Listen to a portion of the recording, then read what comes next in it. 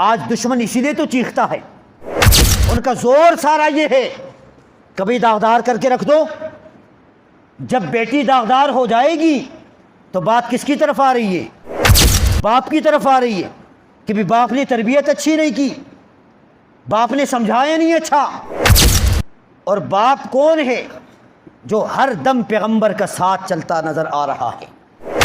دن کی روشنی ہو، پہلا قدم پیغمبر کا ہوتا ہے، دوسرا قدم ابو بکر صدیق کا ہوتا ہے۔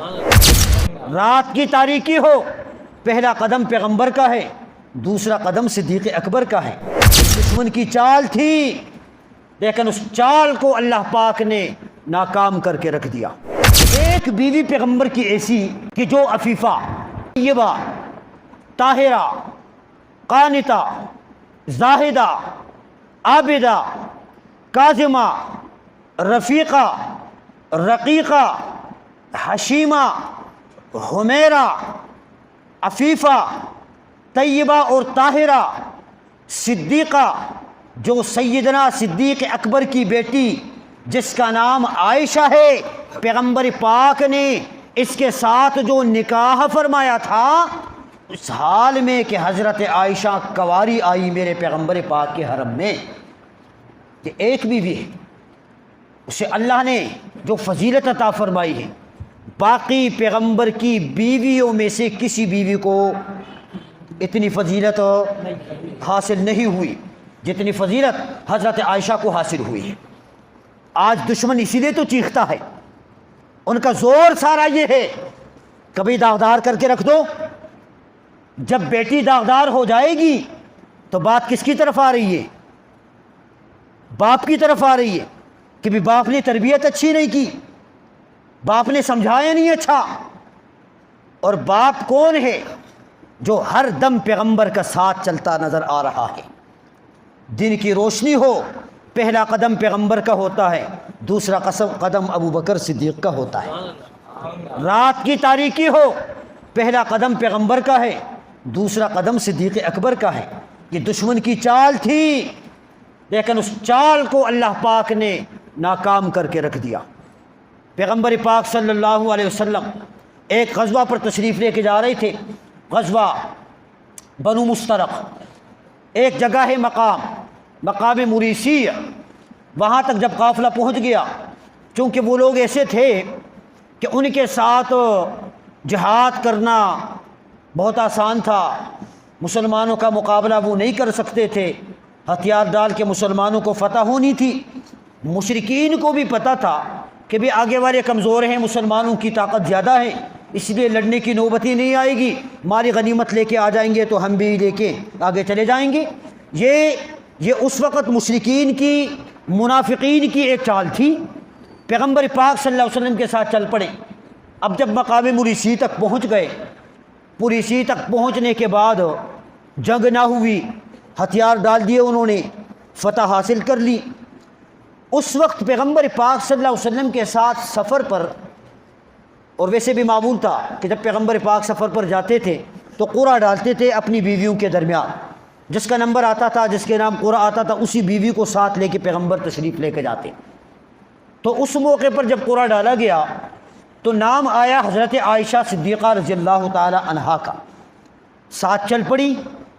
اب بچی ہے، وہ چھوٹی ہے، عمر کم ہے، کم عمر ہے، اور یہ واحد بیوی ہے کہ کم سنی میں پیغمبر نے اس کے ساتھ شادی کی، کم عمر میں پیغمبر نے شادی کی، اس لیے کہ دین کا ایک بہت بڑا حصہ ہماری شریعت کا پیغمبر کے گھر کے ساتھ متعلق ہے۔ آدھی زندگی گھر سے باہر کی ہے، وہ صحابہ نے نقل کی ہے، اور آدھی زندگی دروازے کے اندر گھر کی ہے، جو ازواج مطہرات نے نقل کی ہے۔ ورنہ گھر کے اندر کے حالات پیغمبر کے ہمیں نہیں پتہ ہوتے، یہ انہوں نے نقل کی ساری چیزیں کہ پیغمبر گھر میں یوں کرتے تھے، بیویوں کے ساتھ یوں سلوک کرتے تھے، بیٹھ کر یوں کھاتے تھے، لیٹ کر یوں سوتے تھے۔ یہ سارا جو حصہ ہے شریعت کا، یہ ازواج مطہرات سے منقول ہے۔ تو حضرت عائشہ صدیقہ رضی اللہ تعالیٰ کو ساتھ لے کر گئے، واپسی کا وقت ہے۔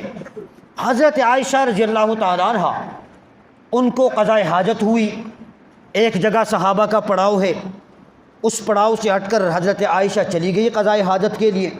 اب جب وہاں سے آ کر فارغ ہوئی تو ادھر جو صحابہ تھے جن کے ذمے تھا کہ کجاوا اٹھا کر اونٹ کے اوپر رکھنا، جس میں حضرت عائشہ بیٹھی تھی، تو عمر بھی کم تھی، جسامت کے اعتبار سے بھی کمزور تھی، وزن بھی اتنا نہیں تھا، نہیں پتہ چلا۔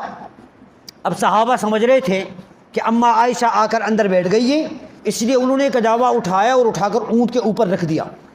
ادھر حضرت عائشہ جب قضائے حاجت سے فارغ ہوئی تو ان کے گلے میں ایک ہار تھا، وہ ہار اسے کھو گیا، گر گیا۔ وہ جب ہار گر گیا، واپس آ کر جب دیکھا تو ہار نہیں تھا، تو کہا کہ قافلے والے تو ابھی رکے ہوئے ہیں، وقت ہے، اس لیے چلو جلدی جلدی ہار تلاش کرو، اور تلاش کر کے اس کے بعد میں پھر چلی جاؤں گی۔ یہ ہار تلاش کرنے میں لگ گئی، اتنے میں اللہ کی شان، ادھر وقت پورا ہوا، پیغمبر پاک نے حکم دیا کہ بے قافلے کو کہ اپنی منزل کی طرف چلو۔ وہ صحابہ نے کجاوا اٹھا کر وہ اونٹ کے اوپر رکھ دیا، سمجھ رہے تھے کہ اماں اس کے اندر ہیں، اور اماں تو ادھر ہار تلاش کرنے میں لگی ہوئی ہے۔ ہار نہیں ملا، کافی دیر کے بعد جا کر ہار مل گیا۔ اب جب ہار لیا، لا کر جلدی جلدی واپس آ گئی قافلے کی جگہ۔ یہاں پر جب آ کر دیکھا تو قافلہ آگے سے نکل گیا تھا، قافلہ اپنی جگہ سے اپنی منزل سے آگے نکل گیا تھا۔ اب حیران ہو گئی بڑی، قافلہ نکل گیا، راستے کا پتہ نہیں، اپنی چادر لے کر یوں لپٹ کر وہاں اس جگہ پر بیٹھ گئی کہ چلو جب دیکھیں گے میں موجود نہیں ہوں گی تو واپس آ کر اسی پڑاؤ کی جگہ آ جائیں گے اور آ کر مجھے پالیں گے۔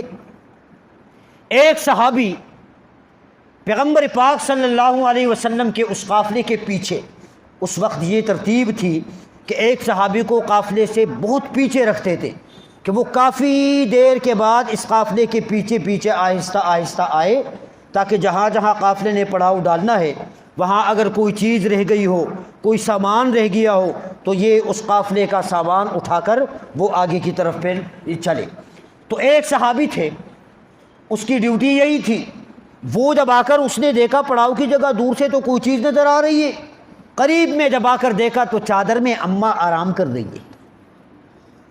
اس نے کہا استغفر اللہ، آواز کان میں پڑی، سیدہ عائشہ سلام اللہ علیہا جھاگ اٹھی، اٹھ کر دیکھا اس صحابی نے اپنی سواری کو بٹھا کر اماں کو اپنی سواری پہ بٹھا دیا اور بٹھا کر آگے کی طرف چل پڑے۔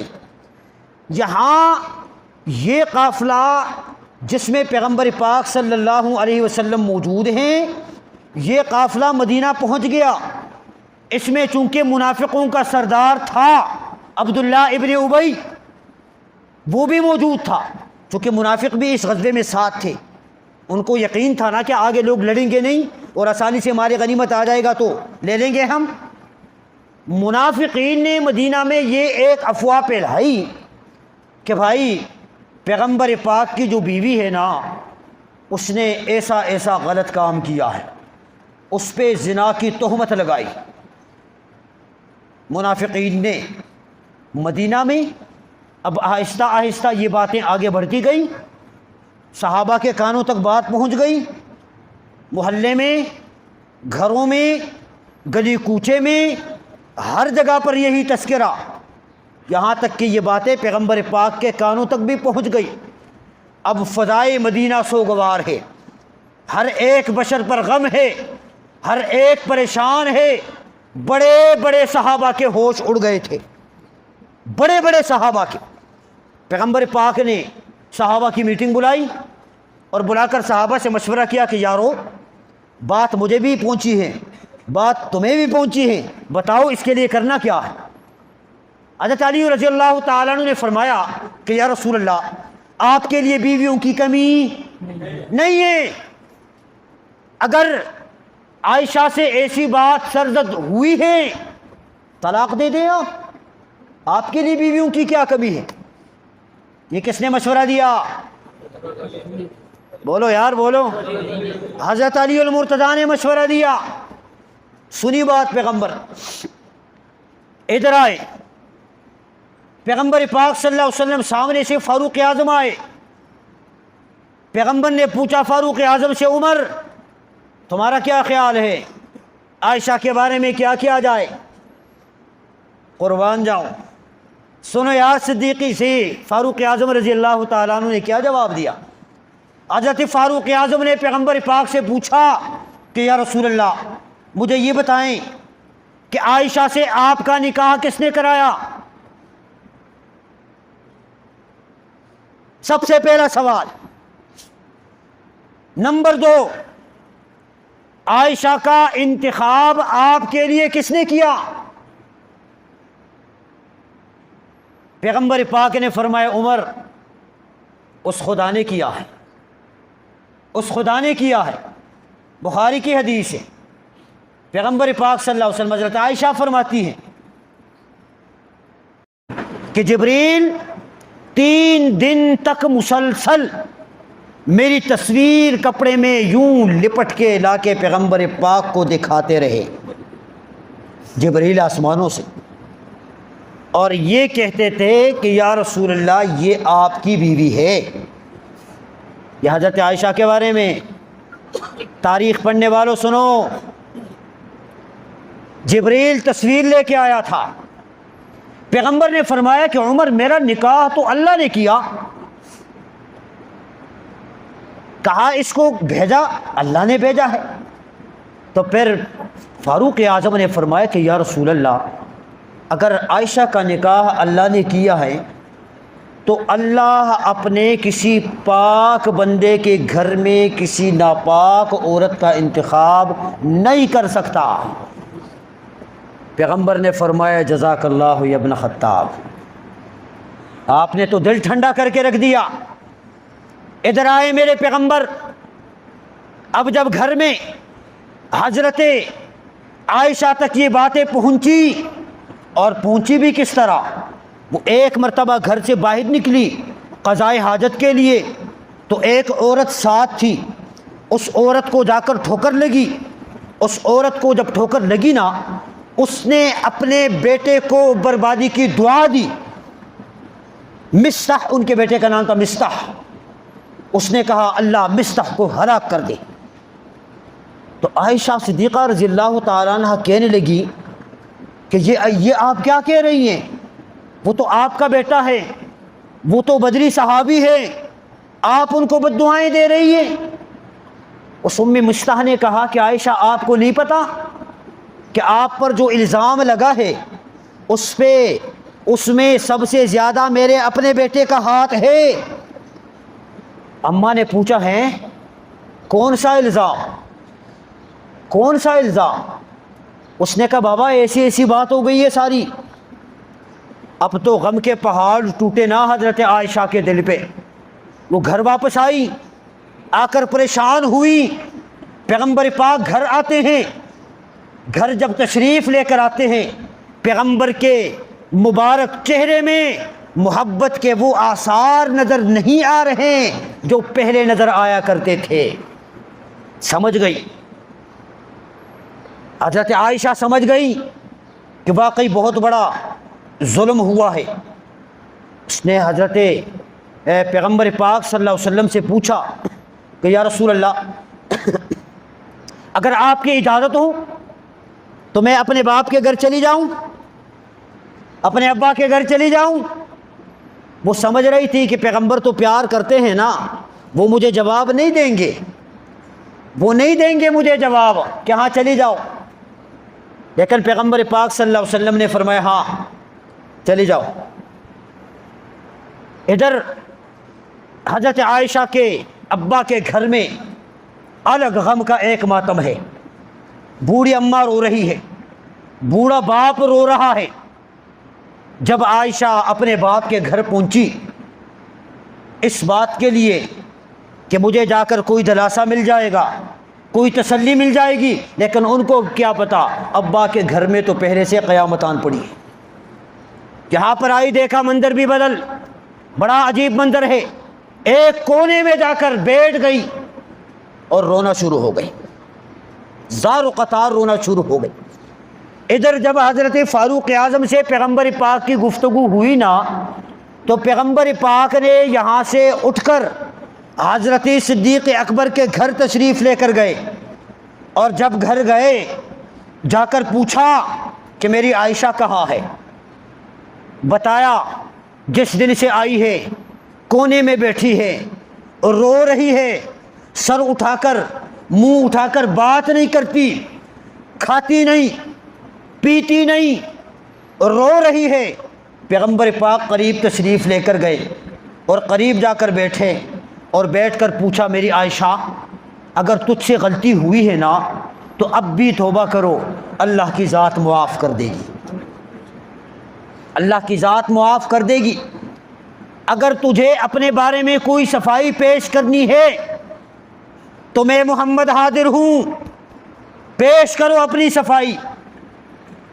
اماں پیغمبر کے چہرے کی طرف دیکھ کر فرماتی ہے کہ اب تو ضبط کے بندھن ٹوٹ گئے، اور ٹوٹتے ہوئے میں نے کہا اگر میں اپنے بارے میں صفائی پیش کروں دنیا کہے گی ہر مجرم اپنے بارے میں اپنے کو صاف کہتا ہے، اگر میرا باپ صفائی کرے تو دنیا کہے گی ہر باپ اپنی بیٹی کی صفائی پیش کرتا ہے، اگر میری ماں سفارش کرے دنیا کہے گی کہ ہر ماں اپنی بیٹی کی صفائی پیش کرتی ہے، اگر آپ میرے شوہر ہو کے صفائی پیش کریں دنیا کہے گی کہ ہر شوہر اپنی بیوی کی صفائی پیش کرتا ہے۔ کہا نا نا، میں کسی قسم کی صفائی نہیں پیش کرتی، میں نے اپنا معاملہ اللہ کی ذات پہ چھوڑ دیا ہے، میں کچھ نہیں کہوں گی۔ پیغمبر پاک نے سنا، سن کے تھوڑی ہی دیر گزری تھی کہ میرے پیغمبر نے اپنی نبوت والی چادر جوں لہرا کر اپنے سر کے اوپر ڈال دی، جو وحی کی آثار کے وقت میں، کیفیت کے وقت میں پیغمبر پاک اپنے چہرے کو چادر سے ڈھانپ لیا کرتے تھے۔ پیغمبر پاک نے چادر مبارک سے اپنا چہرہ ڈھانپ لیا۔ اماں کہتی ہے کہ جب میں نے نظر اٹھا کے دیکھا نا، میں سمجھ گئی کہ اب اللہ کی عدالت سے فیصلہ آنے کا وقت قریب آ چکا ہے، میری برات کا اعلان اللہ کرے گا۔ جبریل امین آئے اور آ کر وحی نازل ہوئی۔ تھوڑی ہی دیر کے بعد اماں کہتی ہے کہ میرے پیغمبر نے اپنے مبارک چہرے سے نبوت والی چادر اٹھائی، چادر اٹھا کر پیغمبر کا چہرہ والضحیٰ والا کھل اٹھا۔ اماں کہتی ہے کہ جب میں نے پیغمبر کے چہرے پہ نظر لگائی میں سمجھ گئی کہ پیغمبر کے چہرے پر سرور کے آثار نظر آ رہے ہیں، خوشی کے آثار نظر آ رہے ہیں، مسرت کے آثار نظر آ رہے ہیں۔ اور پیغمبر پاک نے فرمایا کہ عائشہ تجھے مبارک ہو، اللہ نے تیری برات کا اعلان آسمانوں سے کر کے رکھ دیا ہے۔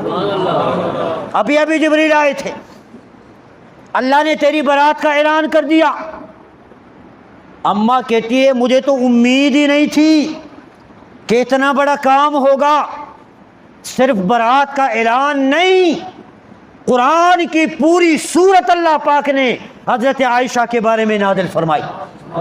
18ویں پارے میں سورہ نور ہے، یہ پوری سورہ نور اللہ نے حضرت عائشہ کی برات کے بارے میں اور 18 آیتوں میں اس کا تذکرہ کیا۔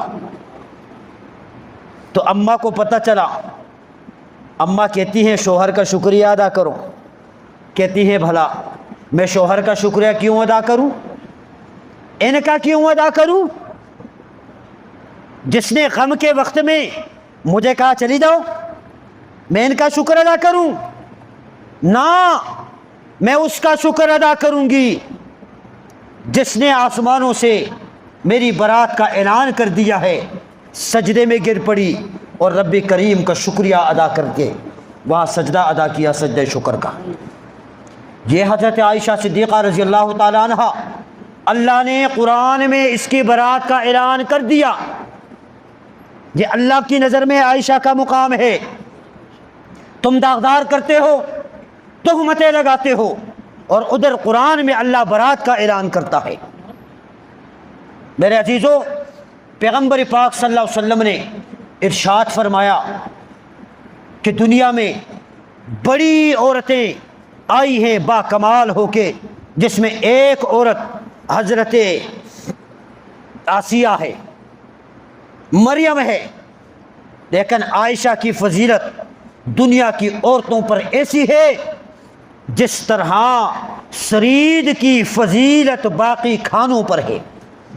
سرید یہ کھانا ہے، آپ جانتے بھی ہیں سرید، شوربے میں جو روٹی بھگو کے کھایا جاتا ہے، عربوں میں اس وقت یہ کھانا بڑا لذیذ ہوا کرتا تھا۔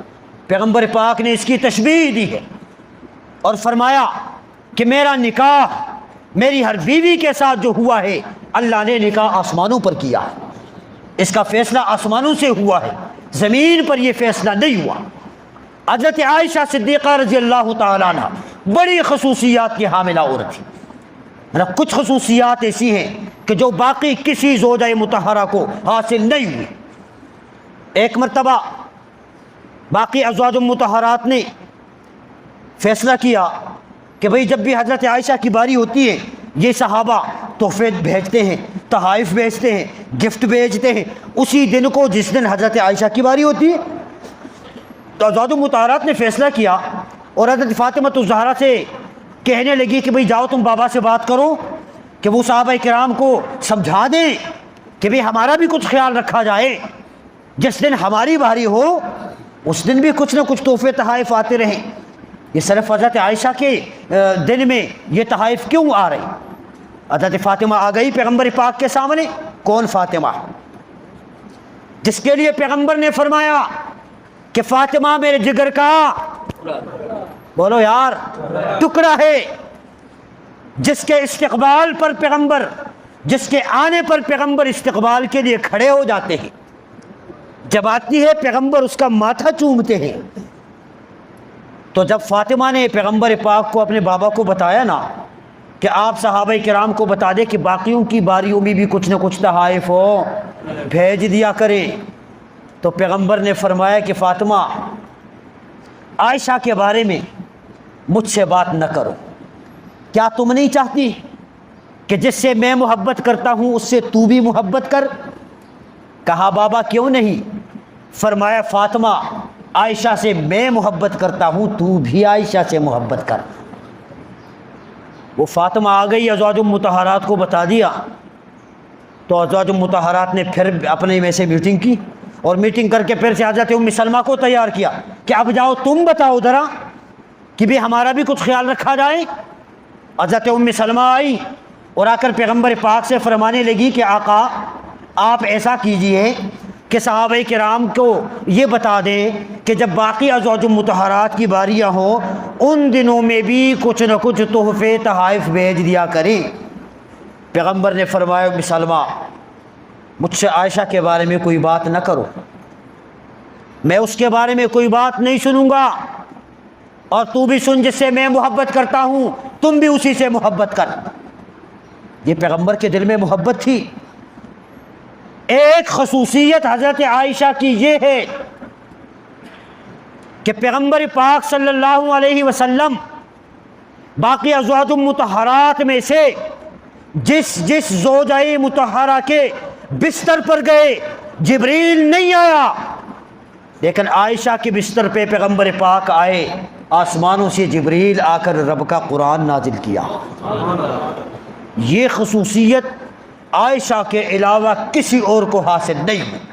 اسی لیے میرے پیغمبر نے فرمایا سلمہ سے کہ بھئی عائشہ وہ ہے کہ میں تم میں سے جس کے بستر پہ جاتا ہوں جبریل نہیں آتا، لیکن اس کے بستر پہ آتا ہوں اللہ کا جبریل عرش سے فرش پہ آ جاتا ہے۔ ایک خصوصیت یہ رہی۔ ایک خصوصیت حضرت عائشہ کی یہ ہے کہ آسمان سے اللہ کا سلام آیا، سوچو یار۔